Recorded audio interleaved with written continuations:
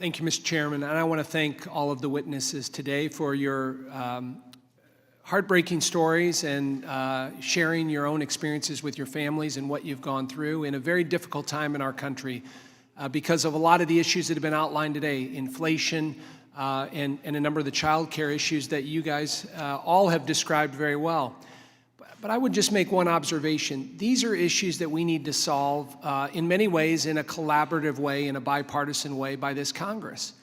And when I look back over the last year to a year and a half that we've had an opportunity to work together, we haven't done that. And my Democrat colleagues introduced the Build Back Better bill, and that was their right to do it. But it really was a going at it alone approach. It wasn't working with Republicans on the issues that all of you described today.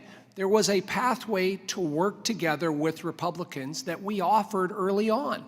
And I would just talk about the specific alternative that we introduced, Protecting Worker Paychecks and Family Choice Act, as a start on working with our colleagues on how we fix these systemic problems that are there. But as we all know, the Build Back Better was a very partisan attempt. No Republicans supported it. There was no engagement to work with us on our suggestions on how to fix many of these problems. And, from my perspective, luckily there was some other like-minded Democrats in the Senate that caused this not to pass. But we're here today with a plan that we've laid out as a starting point to work with our Democrat colleagues to address these specific issues. And I remain committed to doing that, and I know most of my colleagues do. Our package specifically is based on the premise that strong economic growth is the foundation for ensuring flexible options for families through better jobs, lower unemployment, and higher wages, not the one-size-fits-all mandates that put Washington in control and resulted in lower paychecks for workers. And so, again, that's the starting point. We ought to be working together to fix these problems, particularly as it relates to the issues that you've talked today. And we stand ready to do that.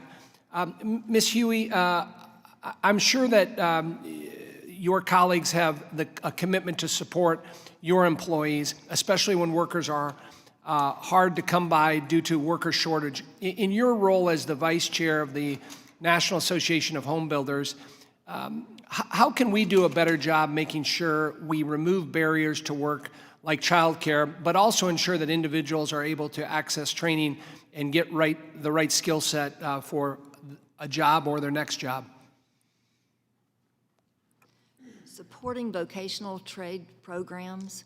There's a lot of them all over the country, not just in high schools, and getting those back in high schools where they've been taken out and looking at those as an approach, as the same approach that we do to a four-year college program is wonderful. I think that would be wonderful. I think that we've got to also change the mindset of parents that it's so okay for their children to go into a vocation and start working in the trades rather than going to a four-year college and having all the debt that they have when they come out. So to support those programs would be wonderful. Thank you. And where those programs have been implemented properly, have you seen fruitful results from that? We have. There are quite a few programs in our Home Builders Institute, which is a part of the National Association of Home Builders, has had great success with those programs. Thank you. Those are all my questions. I yield back, Mr. Chairman.